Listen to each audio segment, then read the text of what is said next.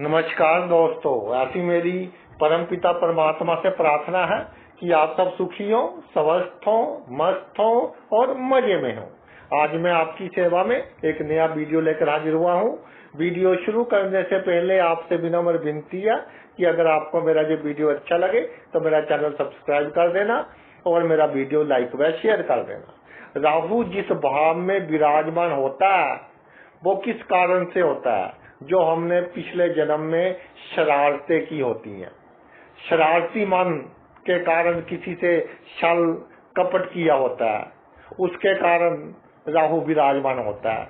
और शरारती बंदा जो होता है वो अच्छे काम भी बहुत करता है और बुरे काम भी बहुत करता है। इसलिए हर भाव में राहु का अच्छा और बुरा फल वो मिक्स होता है, रिजल्ट मिक्स होते हैं। डिपेंड करता है कि किस राशि में राहु बहुत अच्छा फल देता है। जैसे 2 नंबर की राशि में, 3 नंबर की राशि में बहुत अच्छा फल देता है। उच्च की राशियां कही जाती हैं। 6 नंबर की राशि में बहुत अच्छा फल देता है।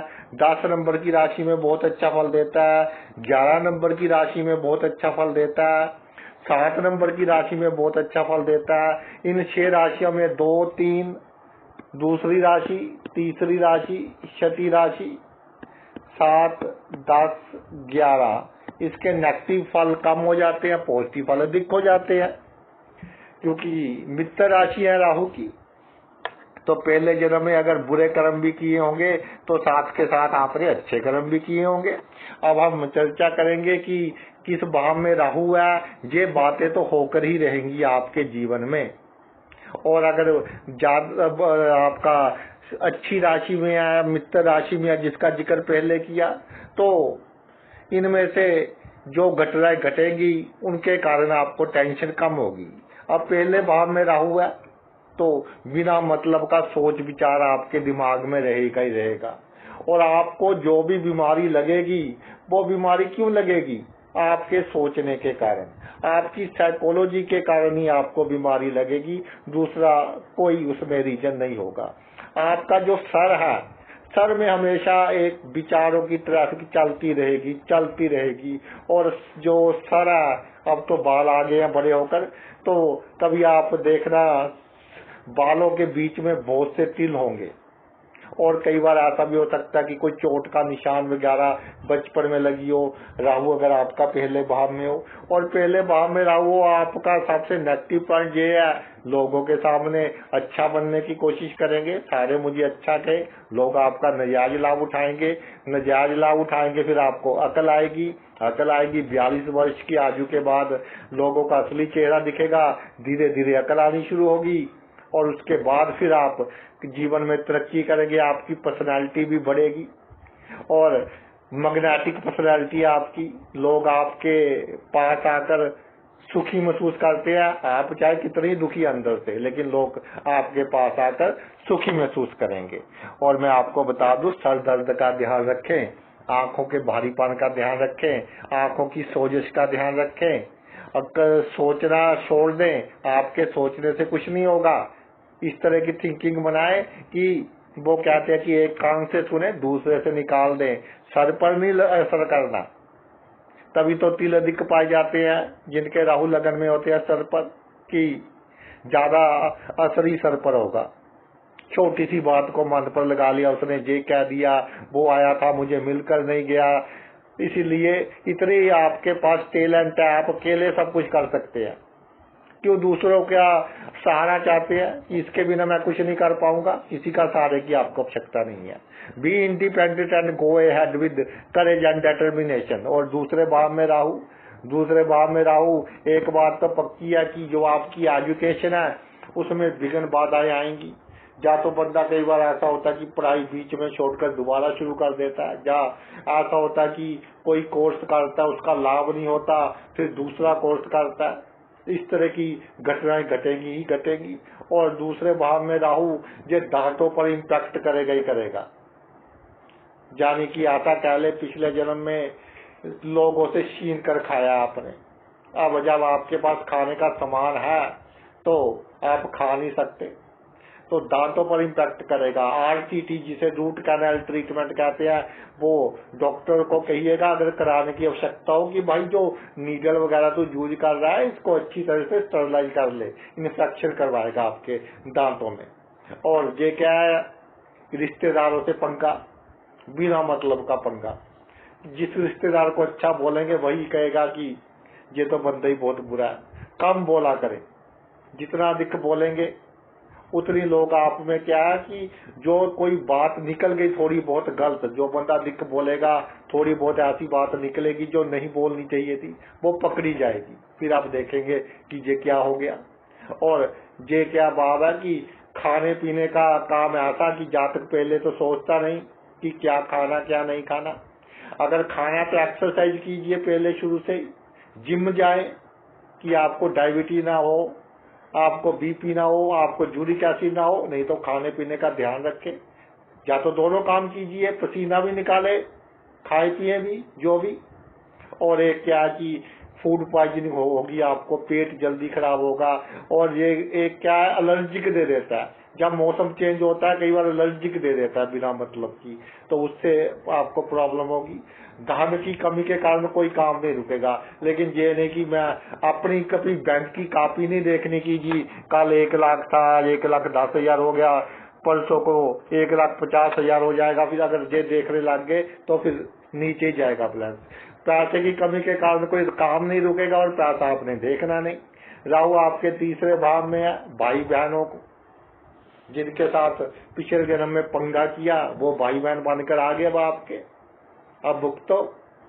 मैंने तो जी बहुत किया अपने भाई का, लेकिन अब मेरे साथ ऐसा हो रहा है, जिसकी सहायता करोगे वो आपके लिए प्रॉब्लम क्रिएट करेगा, तो वो प्रॉब्लम क्रिएट करेगा। फिर वो कहते हैं कि कोई भी बंदा जन्म से चोर नहीं होता।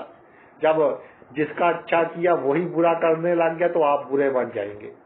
आपका सब में कोई शक की नजर से देखेंगे कि ये मेरे साथ मीठा बोल रहा है, कोई ना कोई प्रॉब्लम है, मीठा बोल रहा है। पॉलिटिक्स में बहुत कामयाब होंगे क्योंकि किस पर विश्वास ही नहीं रहेगा। सेल्स की लाइन में, मार्केटिंग की लाइन में, मीडिया की लाइन में, एक्टिंग की लाइन में बहुत कामयाब होंगे आप। और आपको पता होगा कि क्या ऑफर देना है कि गंजे को भी हम कंघी बेच सके, जो तीसरे भाव का राहु है। और फुलावट देता है, जैसे गुब्बारे में हवा भरी होती है। आपके अल्ले पल्ले कुछ हो चाहे ना हो, लोग सोचेंगे कि बहुत कुछ है इसके पास। 42 इयर्स की एज के बाद लोग सोचेंगे कि पता नहीं कितने बड़े बड़े बंदों के साथ इसका उठना बैठना है। तो आपका नाम सुनकर लोग डरेंगे। हुकूमत चलती है तीसरे भाव में जब राहु विराजमान होता है। और जातक का क्या है कि वो कहता है कि नाम से ही दुनिया डरती है। एक नाम में आता हो जाता है कि ये कभी भी कुछ भी कर सकता है। तो जब ये फोबिया हो गया कि कभी भी कुछ भी कर सकता है, तो तब तो क्या लगता है कि जब बंदा डरा हुआ हो तो उसको रस्सी भी सांप लगती है। तो उस तरह का जातक का एक औरा हो जाएगा। चौथे भाव में राहु हो तो भाई कितना ही आप माँ बाप का कर लेना, कितना ही किसी की सेवा कर लेना, पैतृक संपत्ति में आपको धोखा मिलेगा ही मिलेगा। ये तो सोच कर चले कि इनका कर्जा देना तो मिल गया, छोड़िए एक तरफ। ध्यान कहाँ देना है, अपने प्रोफेशन पर दीजिए। ये आप रिश्तेदारों के परिवार के चक्कर में पड़कर अपना प्रोफेशन भी खराब कर लेते हैं। और उसके बाद फिर क्या होता है जी, मेरी तो हार्ट बीट तेज हो गई जी। और छोटी मोटी हार्ट बीट तेज हो गई तो अधिक टेस्टों के चक्कर में ना पड़ना। बहुत से केस ऐसे देखे, चौथे भाव में राहु हो तो जातक को आवश्यकता हो ना हो तो जातक में क्या है कि वो बिना मतलब के डॉक्टर स्टंट डाल देते हैं, बिना मतलब के क्या देते हैं, ब्लॉकेज। तो चौथे भाव का राहु आपको क्या है कि जो आपके परिवार के लोग हैं, रिश्तेदार हैं, उनके से एक्सपेक्टेशन जीरो रखे। सारा का सारा ध्यान आपका अपने काम काज की ओर कंसंट्रेट होना चाहिए, नहीं तो दोनों तरफ से जाएंगे। ये नहीं कि जहां से भी गए वहां से भी गए, दोनों तरफ से आप जाएंगे। और इसके लिए सबसे बड़ी बात यह है कि आपका स्वास्थ्य अच्छा रहे। जब चौथे भाव में राहु हो, इमोशनैलिटी त्यागिए। अगर इमोशनल होंगे तो आपके लिए ये सबसे बड़ा पंखा है, सबसे बड़ी प्रॉब्लम है। तो सैटरडे इवनिंग को एक जटा वाला नारियल, एक पानी वाला नारियल आपने क्या करना है कि जल प्रवाह कर देना है बहते पानी में, तो क्या आपको लाभ होगा। आ गया जी पंचम भाव में राहु। पंचम भाव में राहु, एक बात ध्यान रखना है कि एक बेटा आपके होगा ही होगा।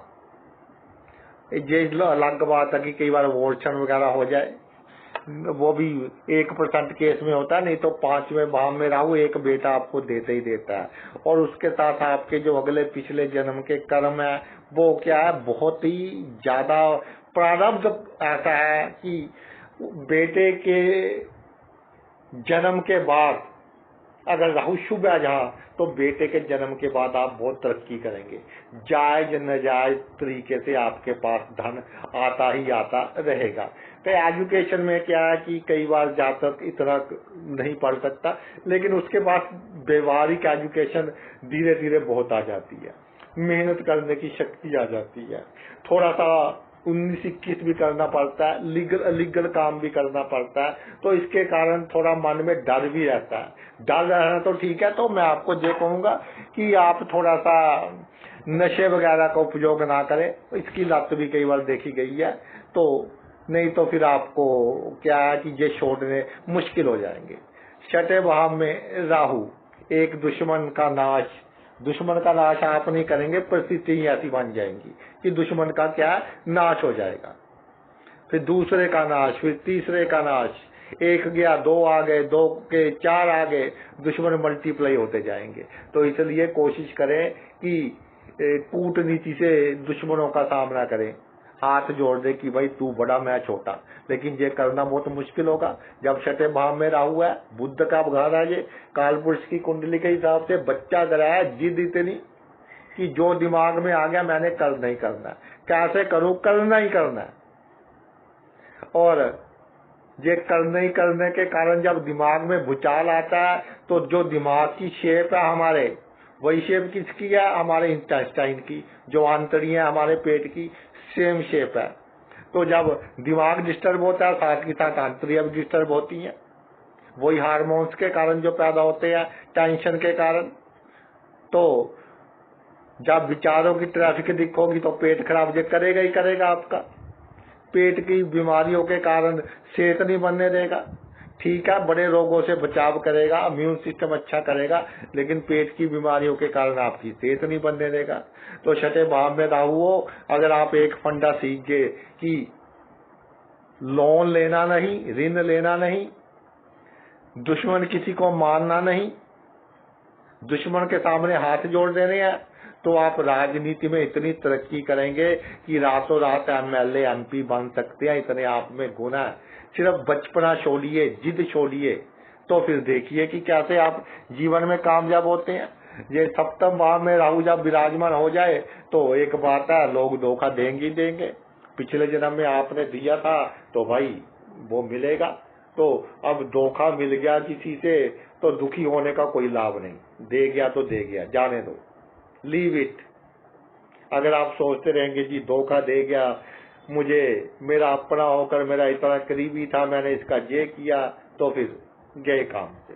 और दूसरी बात ये है कि जिसके साथ शादी होगी, जितना उसको खुश रखने की कोशिश करेंगे उतना वो नाराज होगा या होगी, ये भी पिछले जन्म के संबंध है। और उसके साथ ही आपकी शादी होगी, और शादी भी ऐसे होगी कि पता ही नहीं चलेगा कि कैसे हो गई, उम्मीद ही नहीं होगी, मिनट में रिश्ता हो जाएगा, दिनों में ही मैरिज हो जाएगी। पार्टनरशिप में कोई काम नहीं करना, और खुद किसी पर कोर्ट केस नहीं करना। अगर कोई आप पर कोर्ट केस कर दे, फिर साम दाम दंड भेद सभी का उपयोग करना, देखिए कैसे आपको लाभ होता है। अष्टम भाव में जब आपका राहु विराजमान होता है तो जिसके साथ आपके सीक्रेट रिलेशन होते हैं, भूतों के साथ आपके गुप्त संबंध होंगे, तो गुप्त संबंध वाले लोग आपका बहुत लाभ करेंगे। पिछले जन्म में आपने शरारती थे, उनके साथ खड़े हुए थे, अब वो बुरे वक्त में भी आपके साथ खड़े होंगे। और ये एक बात है कि जैसे जो बीमारियां जिसमें थोड़ी गांठ वगैरह बन जाती है, जो फैलती है दिक्कत, कोई शरीर में गांठ वगैरह बन जाए, ऐसी बीमारी डिटेक्ट हो जाए तो उसका आपने थोड़ा ध्यान रखना है। राहु जहाँ नीच का हो जाता है लंबी बीमारियां देता है। वकील बने, कानून की पूरी नॉलेज रखे तो आपको बहुत अधिक लाभ होगा। अगर कानून की पूरी नॉलेज नहीं होगी तो आपको नहीं लाभ नहीं होगा। जो भी आपका प्रोफेशन है उसमें क्या कानून है, कानून क्या कहते हैं, उसकी आप पूरी नॉलेज रखिए तो ये आपके लिए बहुत अच्छा होगा। जो अष्टम भाव का राहु है, ये कुल मिलाकर क्या है कि आपको जब भी आप कहीं कहेंगे कि बुरे फंस गए तो कोई ना कोई आपकी मदद करने वाला आ जाएगा। तो अच्छी पोजीशन है, बुरी पोजीशन नहीं है। नवम भाव में राहु, नवम भाव में राहु कहते हैं जी बंदा जन्मभूमि से दूर जाता है। तो इसमें एक बात है कि ये जो नवम भाव में राहु, ये गुरु का भाव है ना, गुरु के भाव में राहु कि अब आपके अपनों की नेगेटिव एनर्जी आपको तरक्की नहीं करने देगी। मेन प्रॉब्लम यही है कि जो आपके अपनों की नेगेटिव एनर्जी है आपको तरक्की नहीं करने देती। इसलिए अगर कुंडली अच्छी हो तो आप उनसे दूर चले जाते हैं, या तो जन्मभूमि से दूर चले जाते हैं या दूसरे देश में चले जाते हैं। तो नवम भाव का राहु वहां जाकर, क्योंकि वहां उनकी नेगेटिव एनर्जी का असर कम हो जाता है, आपको बहुत अधिक तरक्की देता है। और नवम भाव के राहु में एक बात मैंने देखी है कि अगर आपकी जांघों पर तिल का निशान है, अगर आपकी जांघों पर तिल का निशान है तो ये आपके जीवन में होने वाली अशुभ घटनाओं को शुभ घटनाओं में कन्वर्ट कर देता है, यानी कि ये एक बहुत अच्छा निशान है। धर्म के मामले में जितना दिखावा करेंगे उतना अधिक आप तरक्की करेंगे, जितना अधिक छल कपट करेंगे उतना भाग्य आपका साथ देगा, जितने आप सूर अपने अधिक रखेंगे उतना भाग्य आपका साथ नहीं देगा। दसम भाव में राहु विराजमान हो तो सीधी सी बात है कि ये कलयुग का राजयोग है। दसम भाव में राहु वो बंदा कितने भी गरीब घर में जन्म ले लेकिन बहुत ऊंचाइयों पर पहुंचता है। साम दाम दंड भेद सभी तरह की नीतियां उसको आती है। दसम भाव में राहु और बुध ये दोनों राजयोग कारक ग्रह होते हैं। और दसम भाव के में जब ये विराजमान हो जाए तो जीवन में सभी सुख प्राप्त होते हैं। 42 साल की उम्र के बाद तो जातक की हुकूमत चलती है, बड़ी से बड़ी पोस्ट मिल जाती है, राजनीति में बड़ी तरक्की करते हैं। पिता के साथ संबंध अच्छा रखें, पिता की बात दुआएं ना ले, पिता की बात दुआएं आपके लिए प्रॉब्लम क्रिएट करेगी। और अपने बहनों का, अगर आपकी बहनें हैं और बहनों में कोई बहन बीमार रहती है उसकी हेल्प अवश्य करें, तो आपका दसम भाव का राहु आपके को और ऊंचाइयां देगा। और एक बात और है कि ये झूठी शिकायतें भी करवाता है, आपकी लेग पुलिंग भी करवाता है, लेकिन बिगड़ता कुछ नहीं। हाथी की चाल चलते जाए, कुत्ते भौंकते हैं तो भौंकते रहे। 11वें भाव में राहु विराजमान हो जाए, 11वें भाव में राहु कहता है कि भाई बहुत कुछ देंगे हम आपको लेकिन संतुष्टि नहीं देंगे। संतुष्टि कैसे नहीं मिलेगी? कंपेयर करते हैं आप अपने फ्रेंड से, अपने सोशल सर्कल से। उसके पास 20 लाख की गाड़ी है, मेरे पास 15 की है, तो भाई गाड़ी तो आपकी भी अच्छी है, ये नहीं आपने देखना। आमदनी, लोगों की आमदनी आपको वैसी बहुत बड़ी लगती है कि उसकी आमदनी बहुत बड़ी है। और रिलेशन में दूसरों के बहुत जल्दी मीठी मीठी बातों में आ जाते हैं, फिर जब आपका नजायज लाभ उठाते हैं फिर आपको अंदर से बहुत गुस्सा आता है। फिर भाई कोई ऑपोजिट सेक्स का बंदा मीठी मीठी बातें कर आपको ठगी लगा गया तो ना कहा जाए ना सहा जाए, ये वाली बात होती है। ऑपोजिट सेक्स से दूर रहे, उनकी मीठी मीठी बातों में ना आए, हर किसी को अपना ना समझे, सोशल सर्कल लिमिटेड रखे। देखिए कैसे आप कामयाब होते हैं। जो आपका धंधा है उसमें लीगल अलीगल दोनों तरह के काम करने पड़ते हैं तो कीजिए, लेकिन उसको बिल्कुल सीक्रेट रखे, दिखावा ना करें तो जीवन में कामयाब होंगे। अब आपका आ गया जी आखिरी भाव में, 12वें भाव में राहु, ये गुरु का भाव है। तो 12वें भाव में राहु जब आ जाता है तो जातक को इसने एक बार बहुत ऊंचाइयां देनी है, चाहे जीवन में लेट मिले, एक बार जातक को बहुत ऊंचाइयां देनी ही देनी है। और उसके बाद जातक को ये भी बता देना है कि ये मृत्यु लोग है, इस मृत्यु लोग में कुछ नहीं रखा। आपने गरीबों की सहायता जातक करना शुरू कर देता है, जरूरतमंदों की सहायता करना शुरू कर देता है, और जन्मभूमि से दूर भी जातक बहुत अधिक तरक्की करता है। यानी कि जातक को अपने परिवार वालों की ज्यादा सताती है, चाहे जन्मभूमि में हो, चाहे जन्मभूमि से दूर हो, जब भाव में राहु हो, कि पिछले जन्म के कर्मों के कारण अपने परिवार वाले लोगों की जो घटनाएं हैं, जो यादें हैं, वो सताती है। इसलिए किसी के साथ बहुत अधिक ऊंची आवाज में बात ना करे, क्योंकि बंदे का कुछ नहीं पता, आज है कल नहीं है, तो वो घटनाएं फिर सारी उम्र आपके लिए दुख का कारण बनेगी। तो भाई ये तो मेरा वीडियो था राहु के ऊपर। आपने अपना इतना कीमती समय निकाल कर ये वीडियो देखा, मैं तहे दिल से आपका आभारी हूँ। थैंक्स।